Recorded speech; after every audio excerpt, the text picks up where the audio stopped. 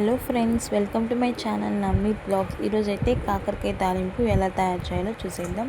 Firstly అయితే కాకరకాయలు తీసుకొని మొత్తం ఆ కాకరకాయని పీల్ అవుట్ చేసేయాలి. దాని మీద ఉండి తోలంతా తీసి ఇలా తోలు తీసి పెట్టుకొని చక్కగా వాష్ చేసుకొని దాన్ని వేరే ప్లేట్లోకి తీసుకొని చక్కగా కట్ చేసుకున్నాను.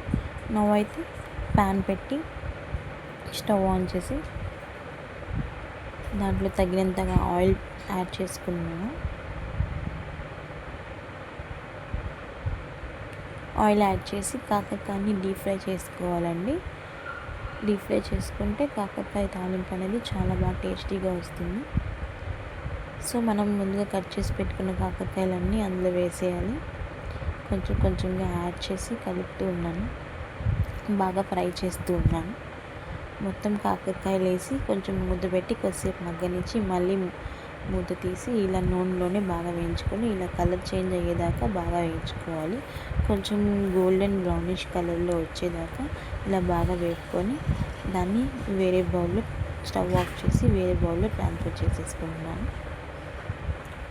ఇలా మొత్తాన్ని వేరే బౌల్లోకి ట్రాన్స్ఫర్ చేసి పక్కన పెట్టుకున్నాను.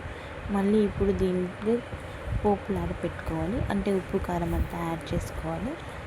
దానికోసం మళ్ళీ స్టవ్ ఆన్ చేసి ప్యాన్ పెట్టి కొద్దిగా 1 టేబుల్ స్పూన్ ఆయిల్ వేసి ఈ కాకరకాయని మొత్తం అందులో వేసి కొంచెం తగినంత ఉప్పు, కారం, వెల్లుల్లి అంతా వేసి బాగా మొత్తం ఉప్పు కారం మీ కాకరకాయకి పట్టేలాగా ఇలా కలుపుకోవాలండి.